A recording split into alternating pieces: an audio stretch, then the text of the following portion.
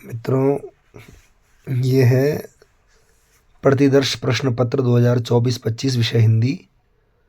कक्षा 10 के लिए हिंदी का ये प्रतिदर्श प्रश्न पत्र बनाया गया है। हिंदी विषय का जो पेपर होगा आपका पूर्णांक 80 नंबर का होगा और इसमें निर्देश दिए गए हैं कि इस प्रश्न पत्र में 2 खंड अ तथा ब हैं। दोनों खंडों में पूछे गए सभी प्रश्नों के उत्तर देने क्या होंगे, अनिवार्य होंगे और उत्तर यथासंभव क्रमवार लिखिए। प्रश्नों के अंक उनके सम्मुख अंकित हैं। पहले सबसे जो पहला प्रश्न आएगा वो हिंदी में कक्षा 10 के लिए अपठित गद्यांश के रूप में एक जो है अपठित गद्यांश आएगा। उसमें से आपको प्रश्नों को पढ़ करके उसके उत्तर देने हैं गद्यांश से छांट करके। तो भाषा समूची युग चेतना की अभिव्यक्ति का एक सशक्त माध्यम है और ऐसी सशक्तता वह तभी अर्जित कर सकती है जब वह अपने युगानुकूल मुहावरों को ग्रहण कर सके। भाषा सामाजिक भाव प्रकटीकरण की सुबोधता के लिए ही उद्दिष्ट है। कभी कभी अन्य संस्कृतियों के प्रभाव से और अन्य जातियों के संसर्ग से भाषा में नए शब्दों का प्रवेश होता है और इन शब्दों के सही पर्यायवाची शब्द अपनी भाषा में न प्राप्त हो तो उन्हें वैसे ही अपनी भाषा में स्वीकार करने में किसी भी भाषा भाषी को आपत्ति नहीं होनी चाहिए। यही भाषा की आधुनिकता होती है। भाषा म्यूजियम की वस्तु नहीं है, उसकी एक स्वतः सिद्ध सहज गति है जो सदैव नित्य नूतनता को ग्रहण कर चलने वाली है। भाषा स्वयं संस्कृति का एक अटूट अंग है। संस्कृति परंपरा से निःसृत होने पर भी परिवर्तनशील और गतिशील है। उसकी गति विज्ञान की प्रगति के साथ जोड़ी जाती है। वैज्ञानिक आविष्कारों के प्रभाव के कारण उद्भूत नई सांस्कृतिक हलचलों को शाब्दिक रूप देने के लिए भाषा के परंपरागत प्रयोग पर्याप्त नहीं है। इसके लिए नए प्रयोगों की ही नहीं, भाव योजनाओं की अभिव्यक्ति के लिए नए शब्दों की खोज की महती आवश्यकता है। अब प्रश्न यह है कि भाषा में यह परिवर्तन कैसे संभव है। यत्न साध्य अथवा सहज सिद्धि। यत्न साध्य से तात्पर्य यह है कि भाषा को युगानुरूप बनाने के लिए किसी व्यक्ति विशेष अथवा व्यक्ति समूह का प्रयत्न होना ही चाहिए। शायद सहज सिद्धि से आशय इतना ही है कि भाषा की यह गति स्वाभाविक होने के कारण यह किसी प्रयत्न विशेष की अपेक्षा नहीं रखती है। हर भाषा की अपनी खास प्रवृत्ति होती है। शब्द निर्माण अर्थग्रहण की दिशा में उसका अलग रुख होता है। उस विशेष प्रवृत्ति को ध्यान में रखकर ही बिना उस भाषा की मूल आत्मा को विकृत बनाए हम अन्य भाषागत शब्दों को स्वीकार कर सकते हैं चंद रूपगत परिवर्तन के साथ। ये एक अपठित गद्यांश है जिसको हमने पढ़ लिया है। अब इसमें पहला जो प्रश्न 1 नंबर के लिए बन रहा है कि भाषा किसका सशक्त माध्यम है। तो हम पहले गद्यांश को 2-3 बार पढ़ लेंगे। उसके बाद जैसे हम प्रथम लाइन में ही इसका उत्तर देख रहे हैं कि भाषा समूची युग चेतना की अभिव्यक्ति का एक सशक्त माध्यम है, तो ये उसका उत्तर हो जाएगा। 1 नंबर आपको प्राप्त हो जाएंगे। वैज्ञानिक आविष्कारों का भाषा पर क्या प्रभाव पड़ा है, तो पुनः हम प्रश्न को पढ़ने के बाद ऊपर जो है पैराग्राफ को पढ़ेंगे और उसमें से इसका उत्तर छांट लेंगे। हर भाषा का अपना अलग रुख किन दिशाओं में होता है, ऊपर पैराग्राफ में ही उत्तर दिया गया है। इसको आप यहाँ से छांट करके लिख सकते हैं। अगला देखिए, समसामयिक शब्द का अर्थ स्पष्ट कीजिए। पूर्ण रूप से शक्तिशाली, किसी कार्य को करना। तो ये इनमें से आपने इनका जो सही अर्थ होगा उस पर टिक कर देना है। गा में देखिए, वर्तमान में घटित होने वाली घटनाएं किसी बात को प्रकट करना। हाँ, ये जो है प्रश्न चौथे का ही जो 4 ऑप्शन दिए गए हैं। पूर्ण रूप से शक्तिशाली, किसी कार्य को करना, वर्तमान में घटित होने वाली घटनाएं किसी बात को प्रकट करना।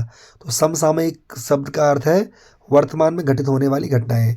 उपयुक्त गद्यांश का निम्न विकल्पों से सर्वाधिक उपयुक्त शीर्षक है भाषा, विज्ञान, अभिव्यक्ति और संस्कृति। तो इसमें हम भाषा जो है इसका जो है सही जो है इस गद्यांश का एक विकल्प हो सकता है उपयुक्त शीर्षक। प्रश्न 2 में आपके पास निबंध लिखने के लिए आएगा। दिए गए संकेत बिंदुओं के आधार पर किसी एक विषय पर लगभग 250 शब्दों का निबंध लिखिए। शिक्षा एवं सदाचार। अब इसके आपको जो है संकेत बिंदु दिए गए हैं 4। जीवन में शिक्षा का महत्व, सदाचार का अर्थ एवं जीवन में प्रयोग, जन जीवन में व्याप्त भ्रष्टाचार, सदाचरण में शिक्षा की भूमिका। ये पहला जो निबंध है उसके 4 आपको जो है संकेत बिंदु दिए गए हैं और इन चारों संकेत बिंदु पर हमें कम से कम एक एक पेज का निबंध लिखना है। अगला जो निबंध है योगासन और स्वास्थ्य, तो इसमें भी 4 संकेत बिंदु दिए गए हैं। योगासन का अर्थ, योगासन और खेल, योगासन से स्वास्थ्य लाभ, शारीरिक और मानसिक, योगासन से अनुशासन और व्यक्तित्व का विकास। ये दूसरा प्रश्न था।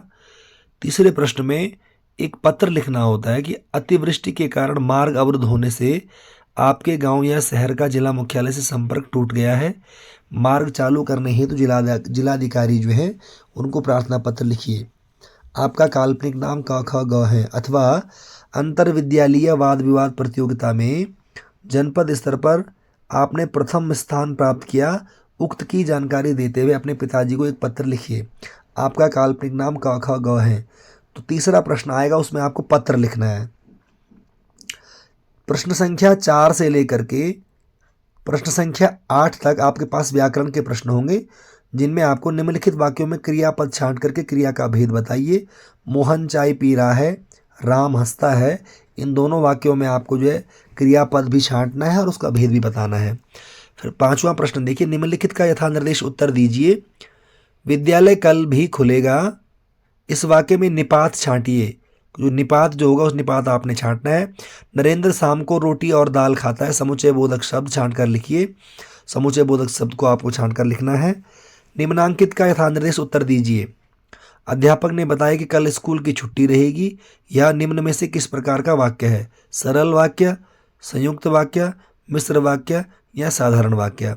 6 का खा देखिए, निम्न में से संयुक्त वाक्य का चयन कीजिए। रमा थोड़ी देर के लिए आई और चली गई। मोहन को बुलाओ, आप बाहर न जाएं, ईश्वर तुम्हें सफल करे। 7वां प्रश्न का का देखिए, मोहन द्वारा पुस्तक पढ़ी गई। वाच्य का नाम बताइए। कौन से वाच्य का यह शब्द है? ख में देखिए, पक्षी उड़ते हैं, भाववाच्य में बदलिए। प्रश्न संख्या 8, निम्न में से गिरि शब्द का अर्थ है? पर्वत, गिरना, सरस्वती या दुर्गा। 8 का खा देखिए, निम्नलिखित शब्दों में से कौन विधि शब्द का अर्थ नहीं है? विधि अर्थात ब्रह्मा, वृद्धि अर्थात भाग्य, विधि अर्थात रीति, विधि अर्थात जो है वृद्धि का अर्थ महादेव। इनमें से कौन सा नहीं है? जो अर्थ नहीं होगा उस पर आपको जो है टिक कर देना है या लिख देना है। प्रश्न 9वां देखिए, ये अब जो है आपके पास कक्षा 10 में जो क्षितिज पाठ्य पुस्तक है उसके काव्य खंड से आपसे कुछ प्रश्न पूछे जाएंगे। उनमें 9वां प्रश्न पहला है, निम्नलिखित काव्यांश को पढ़ करके किसी एक काव्यांश के नीचे दिए गए किन्हीं 2 प्रश्नों के उत्तर दीजिए। अधिकांश बच्चे यहाँ पर क्या गलती कर देते हैं कि वे एक प्रश्न तो पहले वाले काव्यांश का लिख लेते हैं और 2 प्रश्न दूसरे वाले काव्यांश का, जबकि ऐसी गलती आपको नहीं करनी है। आपको पहले दोनों काव्यांशों को पढ़ लेना है और जो काव्यांश आपके समझ में बढ़िया से आ जाए, जिसके प्रश्नों के उत्तर आप सरलता से दे सकते हैं, उसी के प्रश्न करने और प्रश्न केवल 2 ही करने 3 में से। तुम्हारी याद अंतरित मुस्कान, मृतक में भी डाल देगी जान, धूली धूसर तुम्हारे ये गात, छोड़कर तालाब मेरी झोपड़ी में खिल रहे जलजात, परश पाकर तुम्हारा ही प्राण, पिघल कर जल बन गया होगा कठिन पाषाण, छू गया तुमसे कि झरने लग पड़े शेफालिका के फूल, बांस था कि बबूल, तुम मुझे पाए नहीं पहचान, देखते ही रहोगे अनिमेष। पहला काव्यांश था और इसमें से कवि ने जीवन का संदेश किस में माना है? और दूसरा ख वाला देखिए, कवि तथा कविता का नाम लिखिए। आपने इस कविता का नाम लिखना है और कौन इसके कवि हैं वो बताना है। गा वाले में देखिए, धूली धूसरित गात की तुलना किससे की गई है? तो ऊपर जो है काव्यांश को पढ़ करके इन का ख ग 3 में से किन्हीं 2 के उत्तर आपने लिखने हैं। दूसरा काव्यांश है ख, मुख्य गायक के चट्टान जैसे भारी स्वर का साथ देती वह आवाज़ सुंदर, कमजोर, जो है कांपती हुई थी। वह मुख्य गायक का छोटा भाई है या उसका विषय या उसका शिष्य या पैदल चलकर सीखने आने वाला दूर का कोई रिश्तेदार। मुख्य गायक की गरज में वह अपनी गूंज मिलाता आया है प्राचीन काल से। गायक जब अंतरे की जटिल तानों के जंगल में खो चुका होता है या अपने ही सरगम को लांघ कर चला जाता है भटकता हुआ एक अनहद में। तो कवि और कविता का नाम लिखिए कि ये कविता जो है किसके द्वारा लिखी गई है और कौन इसके लेखक हैं और कविता का नाम क्या है, ये आपने लिखना है। इसमें आपको 2 नंबर प्राप्त हो जाएंगे। ख, उक्त पद्यांश में किसकी भूमिका को स्पष्ट किया गया है, किसके बारे में कहा गया है, वो आपको बताना है। ग, भटकता हुआ एक अनहद में कौन सा अलंकार है, इस पंक्ति में आपको अलंकार बताना है। इसके बाद अगली वीडियो में हम इस पेपर को हल करके आपको देंगे। अभी हम केवल पेपर पर चर्चा कर रहे हैं, पेपर आता कैसे है। 10वां जो प्रश्न आएगा उसमें देखिए, निम्नलिखित में से किन्हीं 2 प्रश्नों के उत्तर दीजिए। ये दोनों प्रश्न भी क्षितिज की पाठ्यपुस्तक में काव्यखंड पर आधारित हैं कि स्मृति को पाथेय बनाने में कवि का क्या आशय है। तो ये आत्मकथ्य जयशंकर प्रसाद की जो हमने कविता पढ़ी वहाँ से लिया गया है। ख, देखिए, साहस और शक्ति के साथ विनम्रता हो तो बेहतर है, इस कथन पर अपने विचार लिखिए। तो जो विचार आपके होंगे वो आपको लिखना है। और ग, देखिए, बच्चे को दंतुरित मुस्कान का कवि के मन पर क्या प्रभाव पड़ता है। बच्चे की जो दंतुरित मुस्कान है उसका कवि के मन पर क्या प्रभाव पड़ता है। यहाँ पर भी आपको 3 में से किन्हीं 2 प्रश्नों के उत्तर लिखने हैं। 11वां प्रश्न देखिए, संगतकार के माध्यम से कवि किस प्रकार के व्यक्तियों की ओर संकेत करना चाह रहा है, ये भी काव्य में से लिया गया है। और ख वाला देखिए, आत्मकथ्य कविता का प्रतिपाद्य विषय क्या है, उसमें किस चीज़ को प्रतिपादित किया गया है। 12वां प्रश्न देखिए, अब गद्य खंड की ओर चलते हैं। क्षितिज जो पाठ्यपुस्तक है उसका दूसरा भाग गद्य खंड, वहाँ से ये प्रश्न पूछा गया है। निम्नलिखित गद्यांश को पढ़ करके किसी एक गद्यांश के नीचे दिए गए प्रश्नों के उत्तर दीजिए। यहाँ पर भी 2 गद्यांश है और 2 में से किसी एक गद्यांश के हमने 2 प्रश्नों के उत्तर देने हैं। हाँ, इतना ज़रूर था कि उस ज़माने में घर की दीवारें घर तक ही समाप्त नहीं हो जाती थी बल्कि पूरे मोहल्ले तक फैली रहती थी, इसलिए मोहल्ले के किसी भी घर में जाने पर कोई पाबंदी नहीं थी, बल्कि कुछ घर तो परिवार का हिस्सा ही थे। आज तो मुझे बड़ी शिद्दत के साथ यह महसूस होता है कि अपनी ज़िंदगी खुद जीने के इस आधुनिक दबाव ने महानगरों के फ्लैट में रहने वालों को हमारे इस परंपरागत पड़ोस कल्चर से विच्छिन्न करके हमें कितना संकुचित, असहाय और असुरक्षित बना दिया है। तो इसमें पहला प्रश्न है, पड़ोस कल्चर से विच्छिन्न होकर क्या विषमताएं उत्पन्न हो गई हैं, वो आपको बतानी है। ख वाला, पाठ तथा लेखिका का नाम, कि ये कौन से पाठ का गद्यांश है जो हमने पढ़ा हुआ है और उसकी लेखिका कौन है। दूसरा देखिए, और सभ्यता है संस्कृति का परिणाम। हमारे खाने पीने के तरीके, हमारे ओढ़ने पहनने के तरीके, हमारे गमनागमन के साधन, हमारे परस्पर कट मरने के तरीके, सब हमारी सभ्यता है। मानव की जो सब योग्यता उससे आत्मविनाश के साधनों का आविष्कार कराती है, हम उसे उसकी संस्कृति कहें या असंस्कृति। और जिन साधनों के बल पर वह दिन रात आत्मविनाश में जुटा हुआ है, उन्हें हम उसकी सभ्यता समझें या असभ्यता। संस्कृति का यदि कल्याण की भावना से नाता टूट जाएगा तो वह असंस्कृति होकर ही रहेगी, और ऐसी संस्कृति का अवश्यंभावी परिणाम असभ्यता के अतिरिक्त दूसरा क्या होगा। सभ्यता किसे कहते हैं, सभ्यता की परिभाषा को परिभाषित करना है। संस्कृति असंस्कृति कैसे बन सकती है, इसके बारे में ऊपर गद्यांश में बताया गया है, उसको आपने स्पष्ट करना है। फिर प्रश्न संख्या 13, ये भी का जो हमारा क्षितिज पाठ्यपुस्तक में गद्य खंड वाला भाग है वहाँ से प्रश्न पूछे गए हैं। तो निम्नलिखित प्रश्नों में से किन्हीं 2 प्रश्नों के उत्तर लिखिए। क ख ग 3 प्रश्न पूछे गए और 2 के हमें उत्तर देने हैं।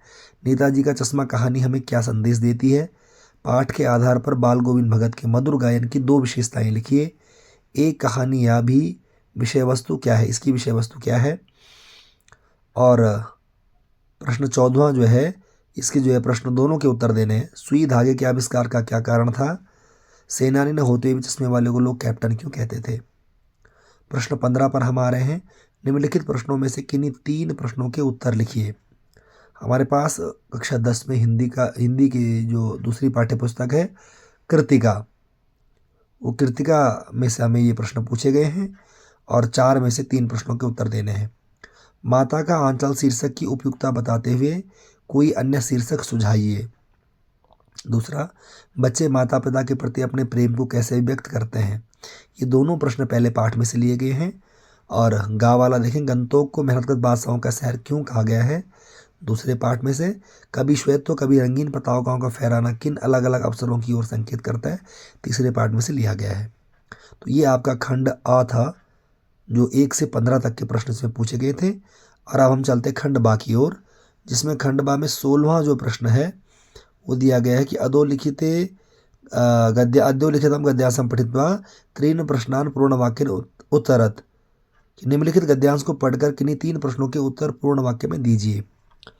तो एक गद्यांश है, भुवन आचार्यवर सज्जनः के भवन्ति, आचार्यः ये जनाः सत्यभाषणं कुर्वन्ति, येषां हृदयं निर्मलं भवति, ये धर्मस्य आचरणं कुर्वन्ति, ते एव सज्जना भवन्ति। भुवन सत्संगेन मानवजीवने परिवर्तनम् आगच्छति, सतां संगेन गुणानां वर्धनं, दुर्जनसंगेन दोषाणां वर्धनं च भवति, अतएव उक्तं संसर्गजादोषगुणाः भवन्ति, यथा नारदस्य संगेन रत्नाकर नामका लुण्ठका महान् आदिकविः वाल्मीकिः संजातः, रामकृष्ण परमहंसस्य संगतिम् अवाप्य स्वामी विवेकानन्दः भारतीय संस्कृतेः डिं डिं घोषं संपूर्णे विश्वे कृतवान्, स्वामिनः विरजानन्दस्य संपर्कं प्राप्य महर्षि दयानन्दः वेदानां महान् प्रचारकः अभवत्, बुद्धस्य प्रभावेण क्रूर सम्राट अशोकः अहिंसकः विनम्र च अभवत्। अब यहाँ पर प्रश्न पूछे गए हैं कि कृतवान अस्मिन् पदे प्रकृति प्रत्ययम लिखत, इस पर आपको प्रकृति और प्रत्यय बताना है। दूसरा प्रश्न है सज्जना के भवन्ति। तीसरा जो है प्रश्न केसाम संगति सत्संगति कथ्यते, और चौथा सत्य भाषणम के कुर्वन्ति। यहाँ पर आपको केवल किन्हीं 3 प्रश्नों के उत्तर देने 4 में से। 17वां प्रश्न देखिए, अधोलिखितम श्लोकम पठित्वा 2 प्रश्नों पूर्ण वाक्येन उत्तरत। निम्नलिखित श्लोक को पढ़कर किन्हीं 2 प्रश्नों के उत्तर पूर्ण वाक्य में दीजिए। नितराम नीचोस्मीति त्वं खेदं कूपमावृथाः, अत्यंत सरस हृदयो यतः परेशां गुणग्रहीतासि, कूपः किं खेदं करोति, अत्र नीचः का और नीचोस्मीति अत्र संधि विच्छेदम कुरुत। इन 3 में से किन्हीं 2 प्रश्नों के उत्तर आपको लिखने हैं। आगे चलते हैं प्रश्न संख्या 18 की ओर। पठित पाठ आधारितान 3 प्रश्नान पूर्णवाक्येन उत्तरत। पठित पाठ के आधार पर किन्हीं 3 प्रश्नों के उत्तर देने हैं। जो हमने संस्कृत विनोदिनी जो हमारे पास पाठ्य पुस्तक लगी हुई है उसमें से ये प्रश्न पूछे गए हैं। पहला प्रश्न सत्संगति इति शब्दस्य का अर्थ, दूसरा चाणक्य कुत्र निवसति स्म, और तीसरा का नगाधिराजः, चौथा दक्ष प्रजापते पौराणिकी राजधानी कुत्र अस्ति। ये 4 प्रश्न हैं, इनमें से किन्हीं 3 प्रश्नों के उत्तर आपको देने हैं। प्रश्न संख्या 19 की ओर चलें। अधोलिखितेषु शब्देषु यथोचितं शब्दं लिखित्वा केवलं 4 रिक्त स्थानानि पूरयत। निम्नलिखित दिए गए शब्दों में से उचित शब्द चुनकर किन्हीं 4 वाक्यों में रिक्त स्थान की पूर्ति कीजिए। सज्जनानां संगति भवति, ऊपर हंसः सुखस्य श्रेष्ठ मोक्षप्रदम क्षमा सत्संगति, जो आपको सही विकल्प लगे उसको आपको यहाँ पर भरना है। नीर क्षीर विवेके आलस्यम त्वमेव तनुषेचेत, ते चाणक्यम प्रार्थितवन्तः दुखम बिना नैव बोधा, किसका बोध नहीं होता है वो आपको यहाँ पर भरना है। फिर देखिए कि हरिद्वारम नगरम अस्ति, कैसा नगर है वो आपको बताना है। हिमालय पर्वता भारत से पुण्य पर्वतेषु अस्ति, किम अस्ति, ऊपर विकल्प में से चुन करके बताना है। प्रश्न संख्या 20 की ओर चलें। अधोलिखितेभ्यः यथा निर्देशम केवलम 4 प्रश्नान उत्तरत। नीचे जो प्रश्न दिए गए हैं उनमें से केवल आपको 4 प्रश्नों के उत्तर देने हैं। निम्नलिखित में से निर्देशानुसार किन्हीं 4 प्रश्नों के उत्तर दीजिए। पहला संधिम कुरुत, संधि करनी है। अतिधन आचारः पोधन इत्रम, इनको आपको जोड़ना है। ख संधि विच्छेदम कुरुत, अब देखिए यहाँ पर संधि विच्छेद करनी है। पावनः या कोपी। ग समास विग्रहम कृत्वा समासस्य नामोल्लेखम कुरुत, समास विग्रह कर समास का नाम लिखिए। यथाशक्तिम और पितरौ। घ अधोलिखितेभ्यः पदेभ्यः उपसर्गानां पृथक कृत्वा लिखत। निम्नलिखित शब्दों से उपसर्ग अलग करके लिखने हैं। दुश्चरति पर्यावरणम। ग कोष्टके प्रदत्तेषु शब्देषु शुद्ध शब्दम चित्वा रिक्त स्थानानि पूरयत। कोष्टक में दिए शब्दों में से शुद्ध शब्द चुनकर रिक्त स्थानों की पूर्ति कीजिए। पत्राणि पतन्ति। अब वृक्षेण वृक्षात वृक्षाय वृक्षो, जो सही विकल्प है उसको आपको यहाँ पर भरना है। सीता सह वनम गच्छति। रामस्य सह, रामेण सह, रामः या रामायाः सह। यहाँ पर आपको जो सही विकल्प होगा उसको भरना है। प्रश्न 21वां देखिए। निम्नांकित शब्द सूचीतः चतुर्णाम शब्दानाम वाक्य प्रयोगम कुरुत। निम्नांकित शब्दों में से किन्हीं 4 का वाक्य प्रयोग कीजिए। अहम, सा, पठिष्यति, गच्छसि, ते और अध्यापकः। अथवा अधोलिखितेभ्यः वाक्येभ्यः द्वयोः संस्कृतानुवादं कुरुत। निम्नलिखित वाक्यों में से किन्हीं 2 का संस्कृत में अनुवाद कीजिए। मैं खेलता हूँ, छात्र विद्यालय जाते हैं और हिंदी हमारी राजभाषा है। मित्रों, ये था आपका आदर्श प्रश्न पत्र 2025 का, जो कि आपको जो है इसको सॉल्व करके आगामी बोर्ड परीक्षा में आपके काम आएगा। धन्यवाद। इसके पश्चात अगली वीडियो में हम इसको आपको सॉल्व करके देंगे पूरे पेपर को।